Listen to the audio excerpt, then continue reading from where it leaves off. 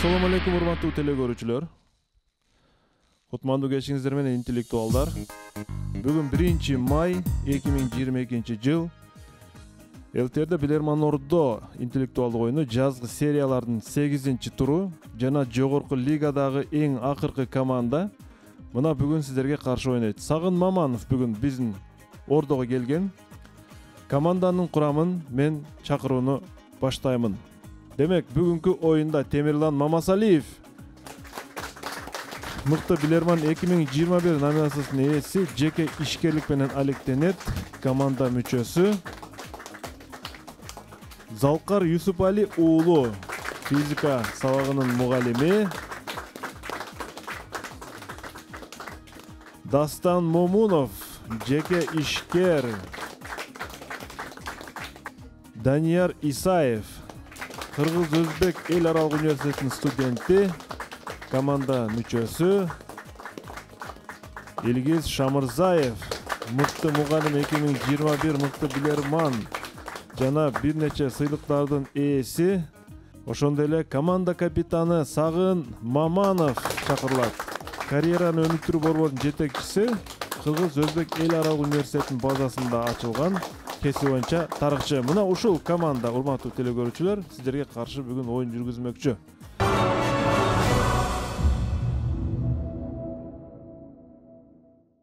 Сагын мырза, кош келипсиздер дагы бир жолу. Мына буйрса Орозонун эң акыркы күнүндө турабыз. Буйрса эртең айт майрамы. Барыңыздарга жакшы маанай каалайбыз. Демек, бүгүнкү оюнда кайсыл команда финал ойношу анык болот. Сагын мырза, амандашыңыз, телекөрүүчүлөр менен маанайыңыз жакшыбы, команда даярбы? Биринчиден, саламатсызбы урматтуу алып баруучу, ардактуу телекөрүүчүлөр, жалпы клуб маанайыбыз аябай жакшы. Буйрса болушунча команда даярдандык. Колдон келишинче биз телекөрүүчүлөргө, айрыкча ошол клуб үчүн мыкты оюн курганга аракет кылабыз. Ошо менен биргеликте буйрса мына Алла Тааланын улуу күнү, буйрса ороз айтыңыздар менен биздин командабыз атынан чын жүрөктөн ийгилик каалайбыз. Колумузда ак ниеттүү, имандуу инсандар көбөйсүн жана туткан орозоңуздар кабыл болсун. Мыкты телекөрүүчүлөргө да ийгилик каалайбыз. Рахмат жок. Барыңыздарга ийгилик. Анда бизге жаңы кошулган телекөрүүчүлөр болсо, биз даректерди эскерте кетели. Ош шаар Ленин көчөсү 330 Билерман Ордого деп кат аркылуу почтадан бизге суроолор жөнөтсөңүздөр болот. Facebook'та Билерман Ордо деген бир акчабыз бар, ал жерге катталып суроо калтырыңыздар. Instagram'da Билерман астыңкы сызыкча жана Ордо деген биздин расмий баракчабыз бар. Барыңыздар, катталыңыздар. Жана Билерман Чекет ТВ күчүчө mail чекет туру биздин электрондук тарек. YouTube'da Билерман Ордо деп издесеңиздер эле биздин бардык оюндар чыгат. Демек, бул оюндагы сиздер YouTube'дан көрөсүздөр буйрса. Биздин башка өнөктөштөр Барбол атамекендик өндүрүш фирмасы сиздерге жакшы маанай жана ийгилик каалайт. Актив дизайн полиграфиядан жанак борбору сиздерге ийгилик каалайт. Aura Lux массаж академиясы барыңыздарга чың ден соолук. Йома бургер эң мыкты бургер. Жана ошондой эле Легенда Бека окуу борбору сиздерге ийгилик каалайт. Жана ошондой эле бүгүн Келкел китеп дүкөнү бизге өнөктөш болуп жатат. Ушул Келкел китеп дүкөнүнө дагы биз чоң ыраазычылыкты билдиребиз. Анда биз оюнду баштадык. 8-тур, 1-раунд.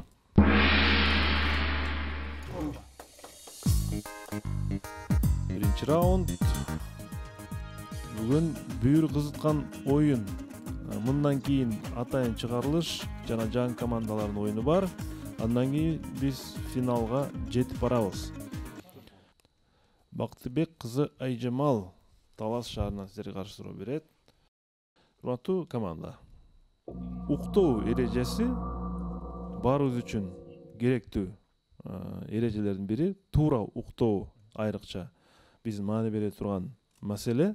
Туура эмес уктоонун натыйжасында ден соолук бир топ зыянга учурайт. Биз аны бирок байкабай калышыбыз мүмкүн. Ушундай эле туура уктоону пайгамбарыбыз туура көрсөтүп кеткен. Көмкөрөсүнөн уктоону медицинадагы, ислам дини дагы тыюу салат. Медицина муну тастыктаган. Анткени бир топ мисалдар бар. Анын ичинде дем алуу, өпкөнүн дем алуусу кыйындайт көмкөрөсүнөн жатканда. Адам дем алганда мындай кыйналып, айтор ден соолукка бир топ зыян. Оң капталдан уктоо бул сүннөт деп билебиз. Медицинадагы оң капталдан уктоону пайдалуу деп эсептейт. Эми сиздерге суроо. Көмкөрөсүнөн уктагандын дагы бир олуттуу зыяны кайсыл нерседен байкалат? Медицинанын көз карашы боюнча сиздер дагы бир негизги себебин табышыңыздар керек. Кетти минута. Оң тараптан укканда жалпы эле жүрөк оң тарап болгондо ашказандын жанагысында жайгашуусун ашказанда мындай болгондо бул жака кайра ашказандын бир оң тарабына тешик болуп турат. Дем алуу эмеспи? Дем алуусун кылбайбы? бүттү да. Оң жактан иштегенде мындай ашказан момундай го жигиттер. Ошол момундай болгондо бул жакта турабыз, сиңирип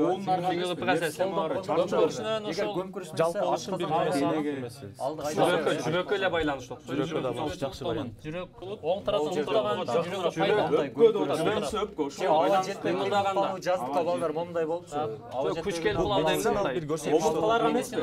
Сөөктөр. Өзүм мен ушу диний боюнча укканымда ушу жүрөк жөнүндө сөз болгондо. Бел сөөгө зыянда болчу. Жүрөктү оскозонбу. Кан системасы, кан айлануу же жүрөк ушуга жакындап. Жүрөккө басым жасай турчубуз, Момундай болгондо.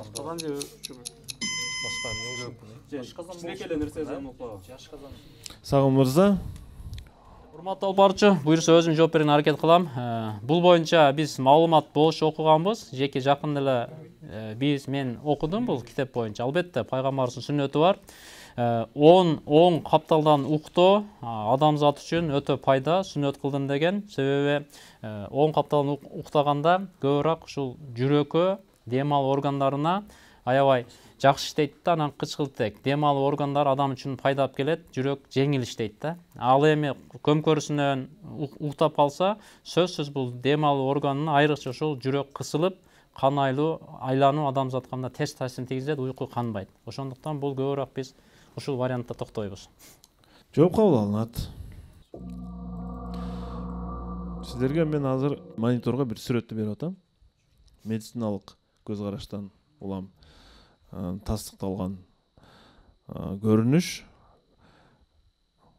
Адамдын уктоо 3 абалда уктоосу көрсөтүлгөн. Жана бул жерде негизги түс менен адамдын эмнеси көрсөтүлүп жатат? Омурткасы көрсөтүлүп жатат. Адамда 200-гө жакын сөөк болсо, анын ичинен эң оору бул омуртка, урматтуу билермандар. Көмкөрөсүнөн жатканда омуртка оор болгондуктан адамдын ички органдарын, майда ткандардын бардыгын омуртка басып, адамдын ден соолугуна олуттуу зыян келет. Муну биз билбеген абалда билбейбиз. Бирок ошол эле учурда олуттуу зыян келип, бул кайсы бир күнү өзүнүн бир терс таасирин тийгизиши анык экен. Ошон үчүн оң капталда жатуу омуртканын түз, караңыздар, түз абалда кармоого шарт түзөт экен. Ошондой эле чалкалап жатканда дагы. Биринчи раундда тилекке каршы команданын жообу бир аз туура эмес. 1-0 эсебинде. Азырынча телекөрүүчүлөргө беребиз. Айжамал Бактыбек кызы Табал шаарынан бул суроону телекөрүүчүлөр тарапка пайдасын алып келди.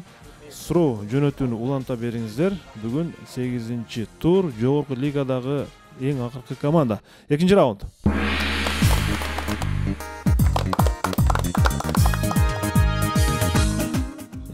Раунд. Буюрса 5 майда Ош шаар мэринин кубогуна тандоо турун өткөрөбүз. Абдуали Тучиев Чүй облусунан сиздерге суроо берет. Мен телекөрүүчүнүн суроосун окуймун. Урматтуу команда. Телекөрүүчү фото суроо жөнөттүр. Сиздер Индиянын Раджастан деген провинциясында өзгөчө бир тарыхый курулуштун бирин көрүп турасыздар. Байыркы мезгилдерде курулган мындай курулуштар Индияда көп эле кездешет. Бул курулуштардын негизги максаты эмне? Эмне үчүн мындай курулуп калган? Урматтуу алып мен өтүнөн мурда жооп бар, Илгиз Шамырзай жооп берет. Илгиз. Урматтуу алып баруучу, бул курулуштар Индиянын бир канча аймактарында көбүрөөк кездешет. Булар ошол илгерки мезгилдерде кудукка адамдар кудукка түшүп суу алуу үчүн кызмат кылган курулуштар.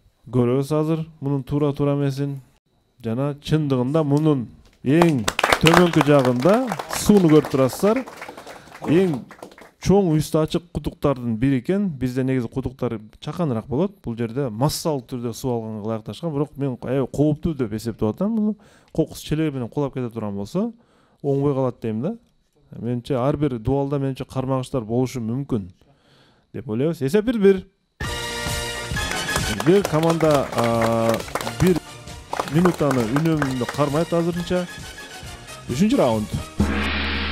3-чү раунд. Илгиз мырза, даярдыктар кандай болот тандоо туруна? Урматтуу алып баруучу, биз командабыз негизи мына бүгүнкү оюн үчүн даярдандык. Биринчи, экинчи албетте кийинки баскычтар үчүн даярдануудабыз. Албетте бүгүнкү оюндан кийинки жакшы пландарыбыз бар. Даярдыктар болуп жатат. 3-чү раунд. Ботокөз Жакып кызы Талас шаарынан. Бүгүн Талас шаарынын тургундары активдүүдөй көрүнүп жатат. Сыр сандык студияга.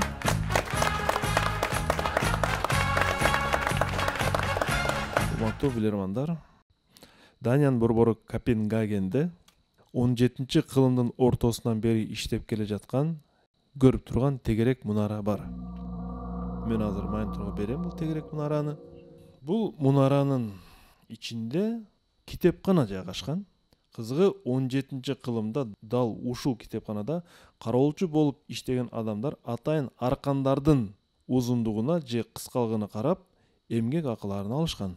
Ал эми сандыкчанын ичиндеги предмет ушул абал менен түзмө-түз байланыштуу.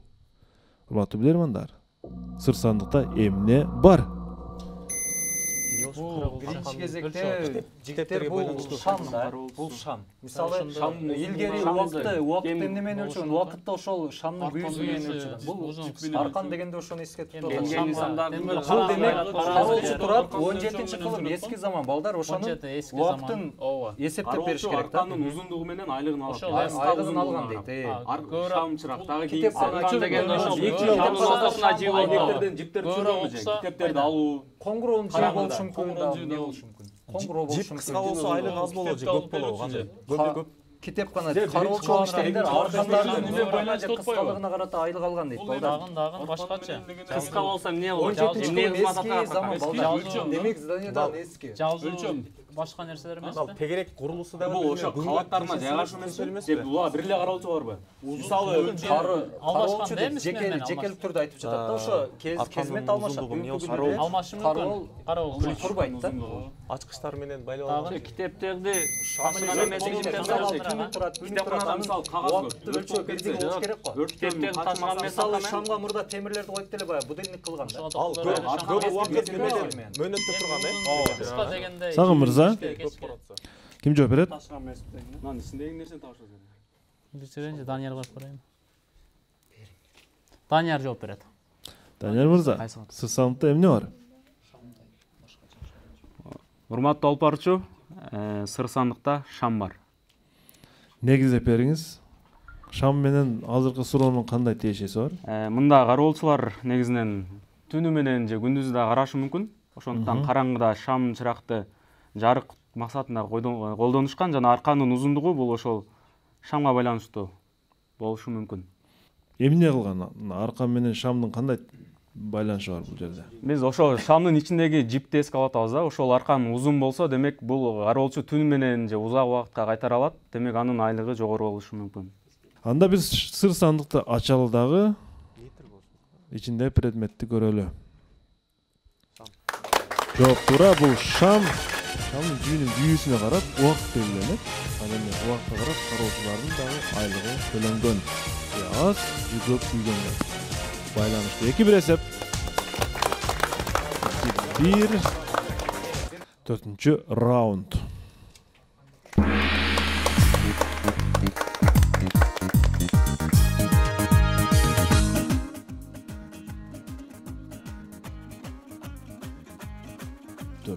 Раунд. Маматкалык уулу Нурсултан. Ош шаарынын тургуну сиздерге каршы суроо берет. Телегөрүүчү сиздерге мындай суроону жөнөткөн. Фото суроо. Уникалдуу бир көпүрө. Уругвай мамлекетинин Мальдонадо шаарында 2014-2015 жылдары мына ушул сиздер көрүп турган айлана формасындагы көпүрө курулган. Көпүрөнү айлана формасында салуу түз көпүрөгө караганда 2 эсе кымбат болсо дагы жергиликтүү бийлик муну бир максат үчүн айлана формасына салууну туура көрөт. Чыгымын эске алып, чыгымына көз жумган. Эмне үчүн архитекторлор мындай кадамга барган?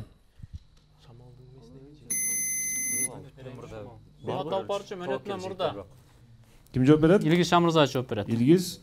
Урматтуу алып баруучу, бул көпүрө менен кызыгып калган жайым бар эле. Анан мунун тарыхын изилдей келгенде бул жерде 2 себеп бардыр, урматтуу алып баруучу. Биринчиден, көпүрөгө карай турган болсок, бул айлана, демек, катуу ылдамдыкта бара жаткан айдоочу ылдамдыгын азайтат. Бул биринчи. Экинчиси, ошол ылдамдыгын азайтуу көлдүн сулуулугуна суктанууга мындай таасирин берет. 3-1 эсеп. Жооп туура. Табият кооздугун айдоочулар же болбосо жүргүнчүлөр байкаш үчүн атайын ушинтип салган. Түз эле өтүп кетпесин деп, кичине кооздук айлана чөйрөгө бир маани берсин деп, мына ушундай уникалдуу архитектуралык көпүрө курулган. Мага аябай жакты. Биздин Кыргызстанда кайсы жерге курса болот? Нарын дарыясынын үстүнө курса болобу? Болот. Ысык көлдүн кайсы бир бурчуна курса болобу? Болот. Оюн улантылат. 5-чи раунд.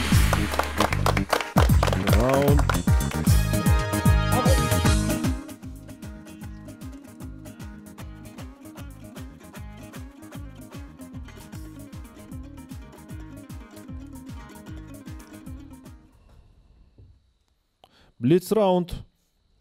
3 суроо 20 секундадан, команда 10 секунд убакыт берейин, акылдашып бирөөнү калтырыңыздар. Сиз капитан катары айтканыңыз. Урматтуу алып баруучу, Илгиз Шамырзаев жооп калат. Илгиз Шамырзаев калат.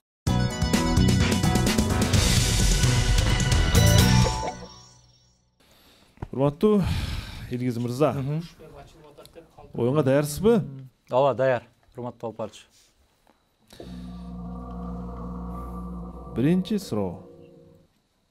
Курсанбек Мамаев сизге каршы суроо берет. Ош шаарынын тургуну. Фото суроо жөнөттүр. Бул сиз көрүп турган эстакада көптөгөн өлкөлөрдө бар. Европа континентиндеги.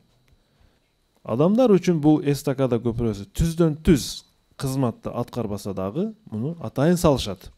Башка бир максатта. 20 секундада сиз ошол максатын табыңыз. Урматтуу алып баруучу, мен мурда эле жооп берейин. Негизи мындай эстакадалар ошол жапайы жаратылыштын жан жаныбарларын коргоо максатында, аларды ошол жолдон коопсуз максатта ары бери өтүп туруусун камсыз кылуу максатында курулат. Жооп туура. Биринчи суроо жооп туура. Мына жалпы көрүнүшүн көрсөтүп атам. Демек, атайын жолдон жаныбар чыгабы, кайсы бир жандык чыгабы, жапайы жаныбар чыгабы, автомашиналар жолуна түшүп кырсыкка учурабайт, коопсуз, эки жагы коргондолгон көрүп атасыздар. Ушул жерден үстүнөн токойдун бир четинен экинчи четине өтүп кеткенге мүмкүнчүлүк бар экен. Кам көрүшкөн жаныбарлар дүйнөсүнө атайын уюмдар. Кийинки суроо сизге каршы Үмүт Акназарова Ноокаттан суроо берет. Муну жараткан жаратуучу адамдар сабак алсын деп ушундай бир мисалдарды берет дейт бизге. Анын нуру худду бир текченин үстүндөгү чырак сыяктуу дейт. Анын нуру. Бул чырак да бир шишенин ичинде. Ал шише да жаркырап жанган жылдыз сыяктуу. Ал өтө таза жана тунук болгондуктан мейли ага от тийсин, мейли тийбесин, баары бир ал айланасына жарык чачып турат. Эгер ага от тийсе, анда андан бетер жарык чачат дейт. Урматтуу Илгиз мырза, жогоруда бул телекөрүүчү эмнени мисал келтирип жатат? Өтө жакшы жарык берет деп кетти.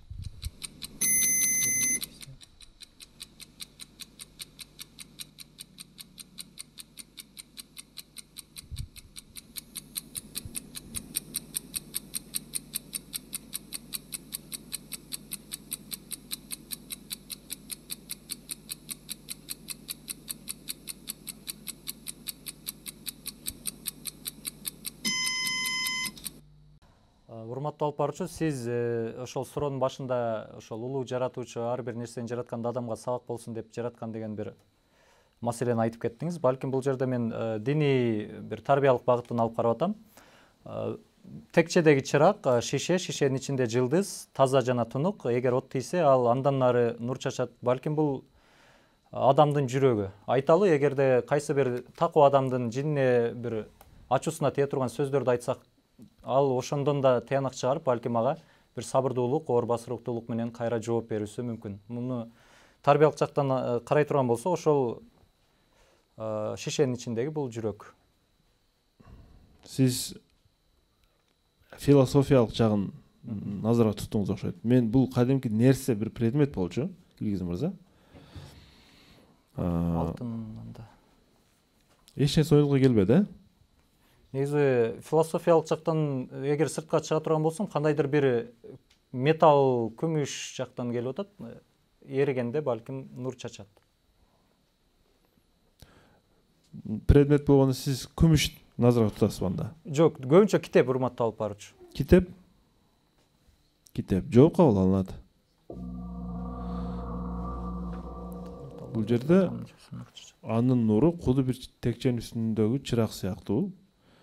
Бул чыракта бир шишенин ичиндеги нерсени айттым мен. Кадимкидей эле шишенин ичиндеги нерсени айттым. Биз көбүнчө чыракта билик колдонобуз, Илгиз мырза, билик. Ага кээде керосиндин майы, кээде кадимки өсүмдүк майы, кээде ак майды колдонобуз. Бирок ушулардын ичинен бардыгынан эң тазасы, эң тунугу бул зайтундун майы экен, Илгиз мырза. Зайтун дарагынын, зайтун мөмөсүнүн майы бул ушунчалык жарык чачат экен.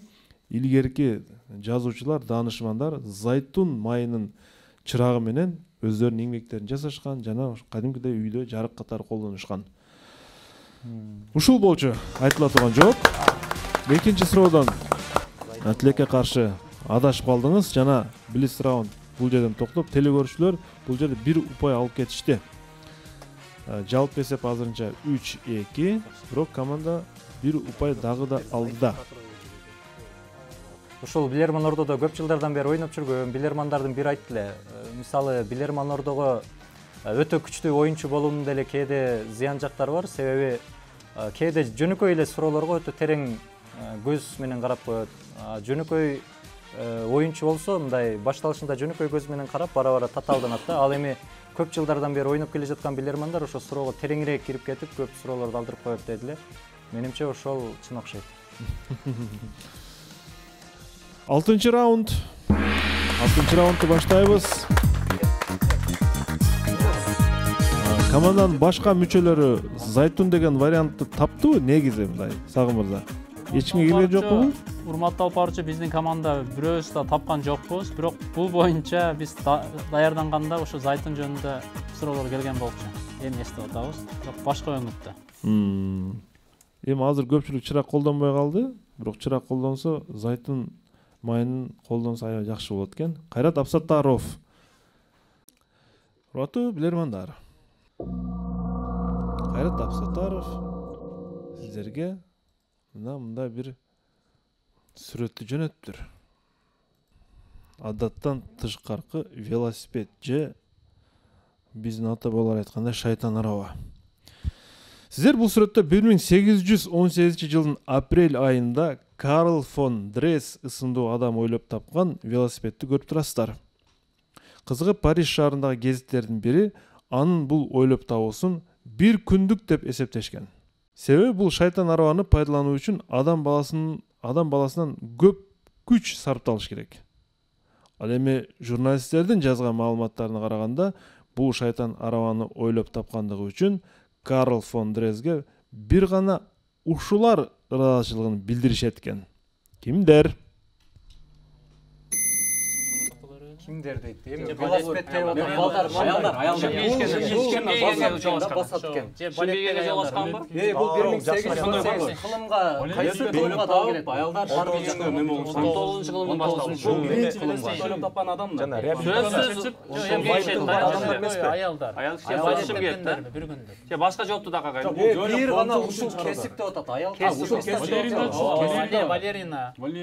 ортопедтер жок, мисалы жаракат алган жигиттер адамдарды карала педали жок, муну минген эле пайда болбосо, буту менен эле басып кетет. Учу менен болот. Почтальондор да бир вариант. Аскерлер, балерина, бул жерде педаль жок. Отурган эле болбосо, бул буту менен эле басат. Бир гана буту менен учу менен. эме Ошо кийим оңдоочулар эмеспи? Бут кийим жакшы жакшы вариант, жакшы вариант. кийим оңдоочулар эмеспи? Дагын. Бут кийим Жакшы делик вариант, да. бирокчу. Бул мына өлтүрөт. басып жүрөсүң, Тура. кармалап отурганың эле болбосо, өзүңүн күч аракетиң Кийин өлтүрөт дагын. Кийим. Эми бутка Аял эле өзү бутка күч келет. Дагын. Кесибелерине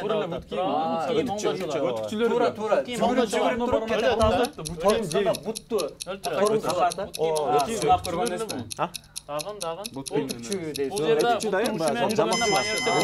башка жооп. Сагын мырза убакыт аяктады. Ким жооп берет? Урматтуу алып барчу, бир суроону кайталап берсеңиз, ага жооп беребиз. 1818-жылдын апрель айында, айы дагы бар экен. Апрель айында Карл фон Дрес ысымдуу адам ойлоп тапкан велосипедти көрүп турасыздар. Кызыгы Париж шаарындагы гезиттердин бири анын бул ойлоп табуусун бир күндүк деп эсептеген. Эмнеге мындай кылган билбейм. Себеби бул шайтан арабаны пайдалануу үчүн адам баласына көп күч сарпталыш керек. Ал эми журналисттердин жазган маалыматтарына караганда, бул шайтан арабаны ойлоп тапкандыгы үчүн Карл фон Дресге бир гана ушулар ыраазычылыгын билдиришкен экен. Алар кимдер дедик? Сагын мырза, Урматтуу алып барчу, Залкар мырза жооп берет. Залкар Юсупали уулу. Урматтуу алып барчу, биз бул суроого бут кийим оңдоочу кесип ээлери деген жооп беребиз.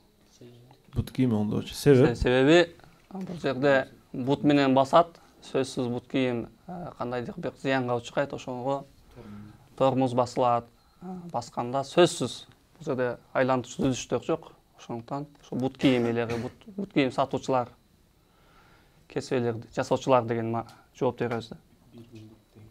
Бир күндүктүн себеби бул тынымсыз кыймылдаа болот да. Бут кийим бир күндө эле иштен чыгып калат деп ойлойсузбу анда? Эми негизги басым ошого жасап атабыз да.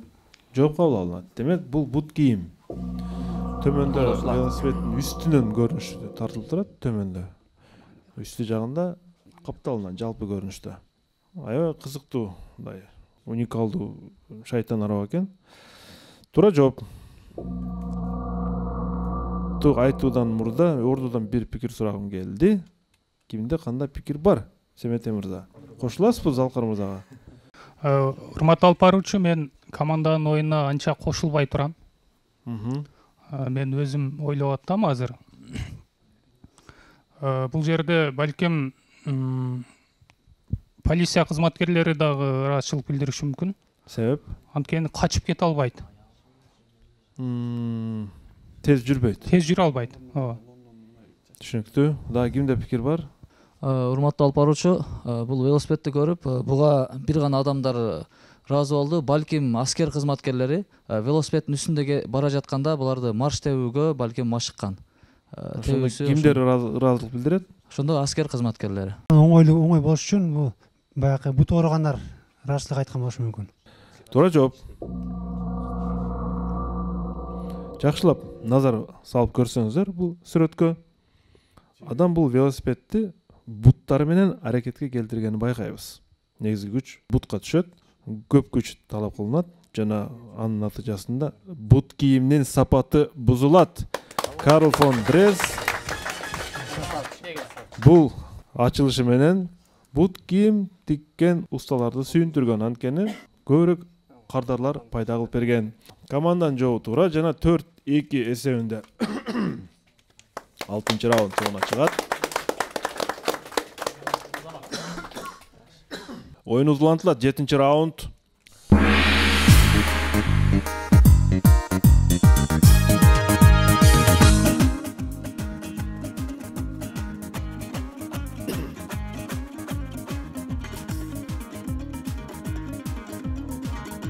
Тынчтык Кубатбеков Бишкектен сиздерге каршы суроо берет.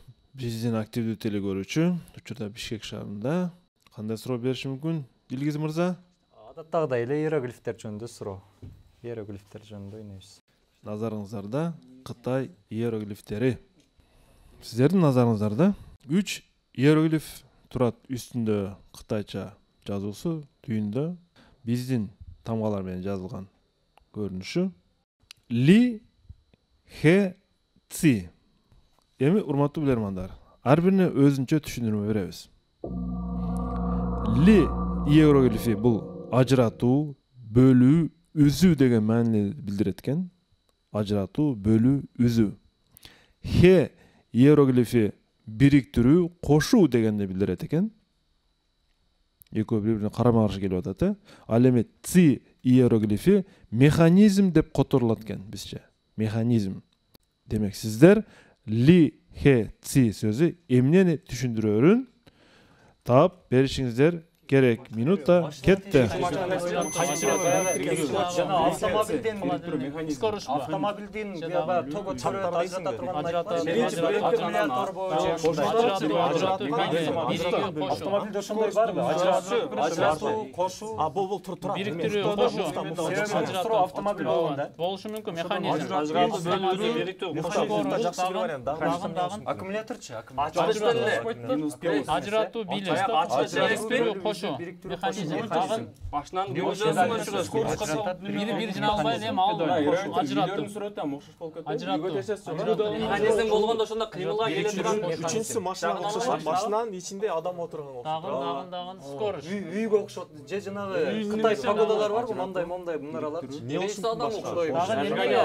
Кошуу, ажыратуу. Саатка байланыштуу бир батарейкабы. Ажыратуу андан кийин механика экен да, механизм. Дагын ажыратуу, бөлүү, жанагыдай окшойт. Кайчы эмеспи? Кайчы да ошол механизм. Бириктирүү, кошуу, ажыратат, бөлөт. Нейтралныйга алып келесиң дагы. Кошуу, автомобиль мондай скорость да. Башка жолку да эскалайды. Дагы механизм ылдамдык ошол бөлүгү да. Не болушу мүмкүн? Ачкычы болушу мүмкүн. Тигүүчү машина болушу. Ажыратуу, Сагын мырза, кошуп атат. Механизм. эмнени түшүндүрөт? Ли, Хе, Ци. Урматтуу алып барчу. Ким жооп берет? Дастан мырза жооп берет. Дастан Момунов. Урматтуу алып барчу, бул суроого биздин команда менен келишип, бул баягы машинанын сцеплениясы деп, же болбосо муфтасы деп коет. Скоросту ажыратып кошуп берүүчү. Бул жерде ажыратуу, Ли, Хе бириктирүү, кошуу деген. Ци механизм. Бул эми ошол машинанын механизминен ажыратып кошуп берүүчү бөлүгү деп эсептесе болот. Биздин жооп ушундай. Өзүңүз автоунаа айдайсызбы? Айдайм, ооба. Механика айдайм, ушун сыяктуу кошуп, ажыратып. Ушун неме бул механизм болгондо кыймылдаткыч болуп эсептелинет да. Ажыратат. Ошо сцепление деп атпайсызбы? Кыргызча кандай ушул которулат? Муфта деп айтабыз да, муфта. Муфта да кыргызча эмес. Кыргызчасы биз деп айтабыз. Тизгенек болуп калат. Кыргызчасы так жок го. Биз айтпай эле жүрөбүз да. Бириктирүү механизми деп коет. Ажыратуу механизм, бириктирүү механизми. Мырзанын жанагысын пайдаланып окшойт. Бириктирүү механизми бул да орусча сөз. Бириктирүү кыргызча, механизм орусча, муфта орусча. Мен негизи жообуңузду кабыл алдым. Автомашинаны бириктирип жана ажырата турган сцепление деп көпчүлүк ушундай тилде айтылат. Темирлан мырза туурабы? Ушинтип айтылып жүрөт да. Мен кайсы бир жылы ушул развал схождения деген сөздү кыргызча которуп бергиле деп тилчилерге кайрылгам. Бирок туура котормос чыкпайт экен да. Чачылганды жыйнаган деген да сөздөр болду. Чачылганды топтогон деп. Туура жооп. Ли, Хе, Ци сөзү чындыгында эле машинанын ошол сцеплениясы тууралуу түшүндүрмөнү берет экен. Жооп туура. Жана команда дагы бир упай өзүнө алып 5-2 болду эсеп. Команданын абалы азырынча жакшы. Биз болсо 8-чи раундду баштайбыз. 8-чи раунд.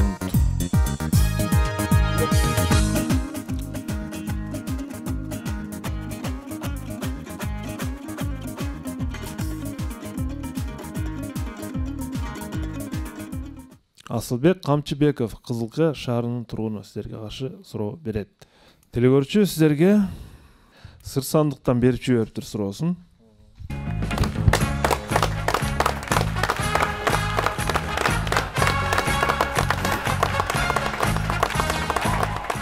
Урматтуу билермандар,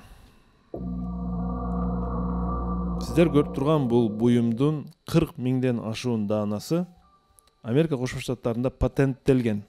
Бул жерде биринин негизги көрүнүшү, оң жакта негизги көрүнүшү турат. Ал эми сол жакта аракеттин диаграммасы көрсөтүлгөн. Барып тикеленип кете тургандай бир көрүнүш турат, диаграмма.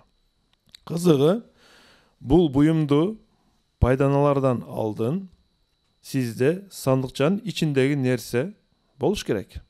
Бул буюмду пайдаланыш үчүн сизде сандыкчанын ичиндеги нерсе болуш керек. Урматтуу билермандар, сандыкчада эмне бар? Нарда ташы. Ол айланып туруп жыгылат, жыгылганда баягы төгүлүп. Жок, бул буюм экен. Эмнеге алсаңыз 40 миң даана калына келет деп койду. Көтөрүлүп отурат. Калкып туруп неме. Ал жерден ушуна киргенде бул жерде биринчи абал турат. Мына ушундай пайдаланып келген жигиттер.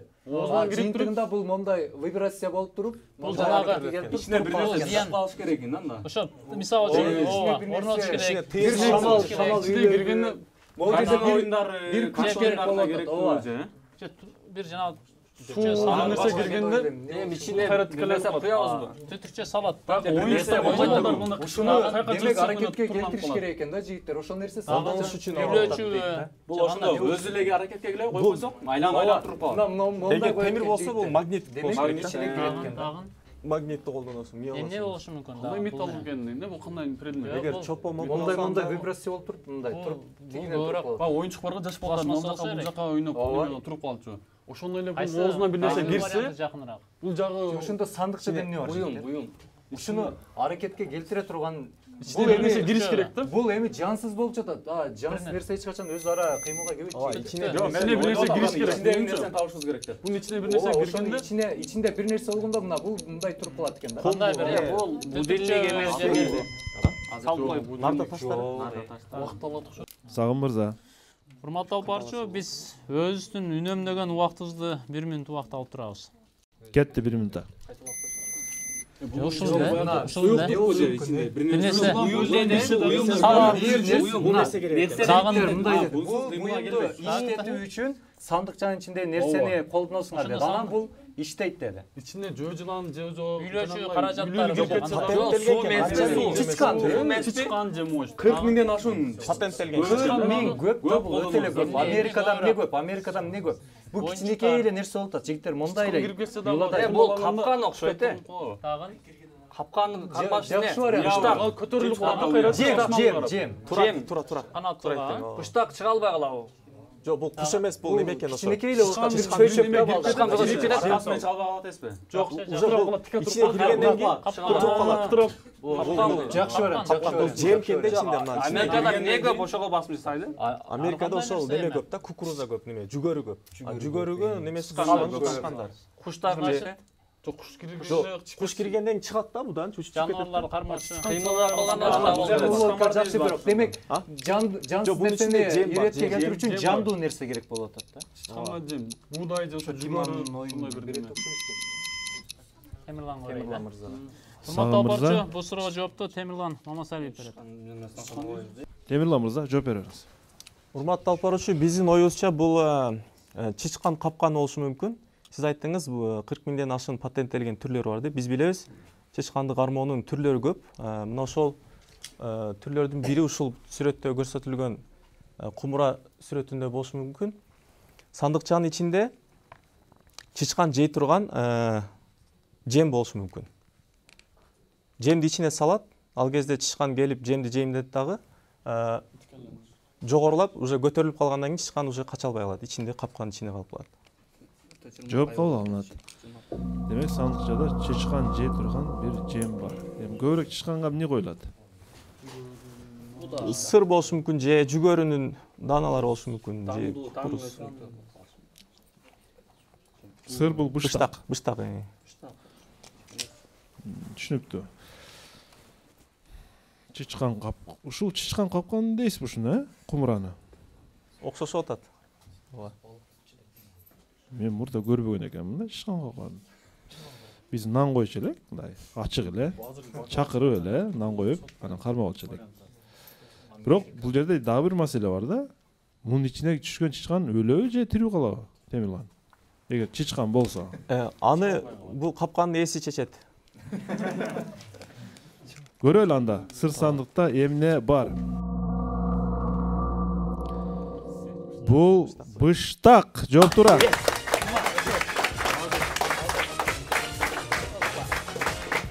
Кадимки чычканга коюлуучу быштак болчу. Жана ушул быштакты ошонун оозуна коет экен.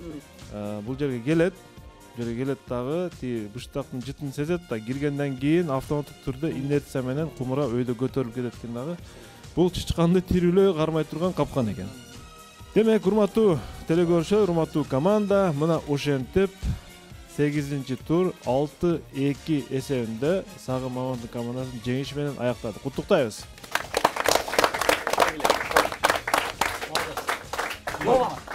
Жана команда абсолюттук түрдө финалга ойноо укугун алды. Бул жерден белгилеп кетчү жагдай команда курамындагы туруктуулук. Урматтуу билермандар, клубда турган башка билермандар, командадагы туруктуулук жеңишти камсыздай алат. Максималдуу түрдө аракет кылса, командадан команда же курам бузулса, же жаңы команда түзүү, же башка кыйналып калат да. Ошон үчүн кимде ким кайсы бир командада ойносо, ошол командада такай ойноонун сунуштары эле. Анткени биринчиден сырдаш болосуздар. Экинчиден ким кандай кургаздорго ээ, кандай маалыматка ээ, аны билесиздер. Айтор мына бир командалык аура пайда болот да, командалык база пайда болот. Ошон үчүн мына ушул команданын оюну буга бир мисал катары болушу мүмкүн. Башка командалар эч качан команда курамын өзгөртпөңүздөр, мүмкүн болушунча. Семете мырза жакшы кармап команданы. Сиз дагы жакшы команда курадыңыз, Семете мырза. Ошол команданы алып кетишиңиз керек. Буюрса жакшы ийгилик болот деп ишенебиз. Команда демек оюн жыйынтыкталды. Биз болсо оюнга баа берүү үчүн азыр Семете мырзага сөз берели. Семете мырза. Урматтуу алып баруучу, биз оюнга күбө болдук.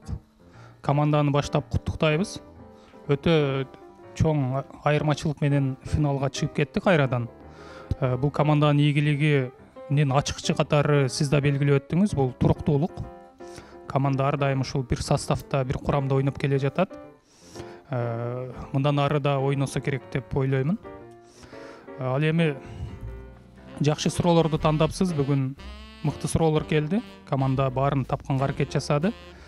Бүгүнкү оюнда мен 3 билерманды өзгөчөлөндү деп баалайт элем. Негизи баары эле жакшы ойноду. Мен вариант кылбай эле мага илгизин ойногон жакты. Ал эми суроолордон айта турган болсок, биринчи раундда туш келди ушул суроо. Тарбиялык дагы мааниси бар экен, омуртка жөнүндө.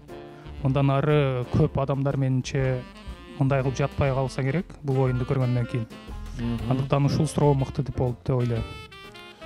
Айжамал Бактыбек кызы Талаш шаарынан омурткалар же болбосо туура уктоонун тартиби жөнүндө суроон жөнөткөн болчу. Туура айта Семете мырза, балким ушул клубдун ичиндеги айрым биздин билермандар дагы билбеген абалда көмкөрөсүнө жатышы мүмкүн да. Чарчап барып жатып алат же башка мындай көп эле ушинтип жатат да көмкөрөсүнөнчү. Бирок эске тутушубуз керек, өтө чоң олуттук зыяндарды алып келиши мүмкүн экен. Буну азыр билбейбиз жаш кезде, бирок убакыттын өтүшү менен ал өзүнүн таасирин берет. Ошон үчүн мүмкүн болушу чалкалап же оң капталдан уктоо бул аябай пайдалуу экен. Бул суроонун ээсине биз болсо Айжамал Бактыбек кызынан актив дизайндын акчалай сыйлыгын жарымын жөнөтөбүз.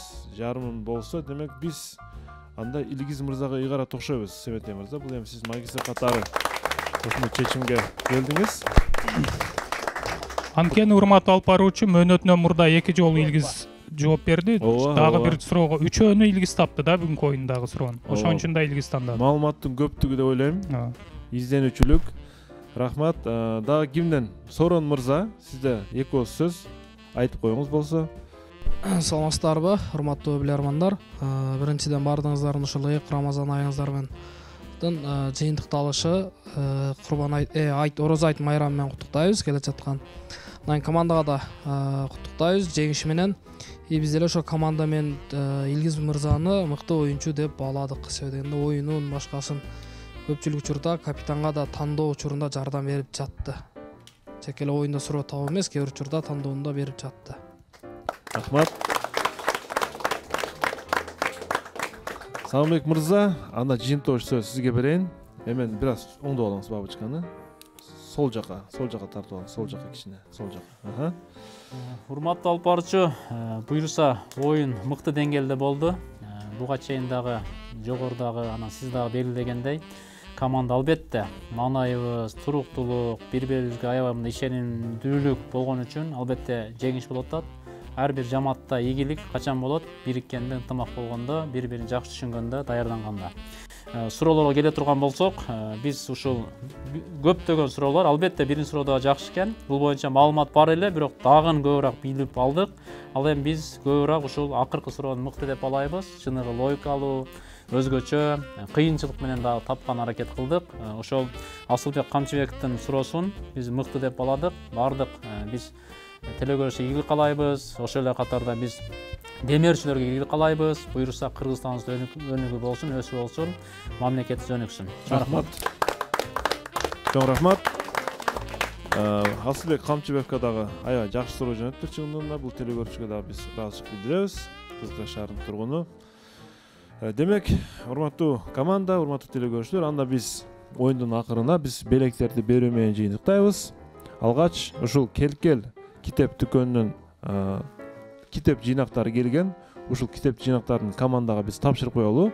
Ал үчүн Келкел дүкөнүнүн жетекчилигине чоң рахмат, ыраазычылык билдиребиз.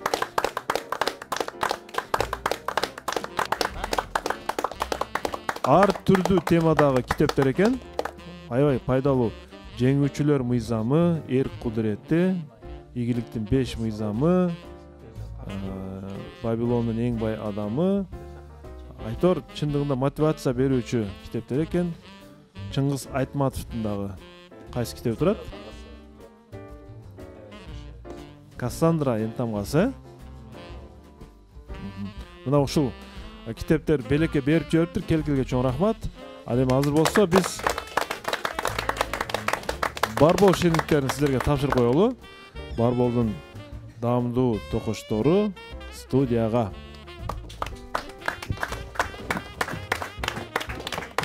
Барболдун торту жана ошондой эле Aura Lux'тан акысыз сертификат, Yoma Burger'ден акысыз тамактануу үчүн сертификат. Мен ушул учурдан пайдаланып мындай сунуш киргизим келип атат.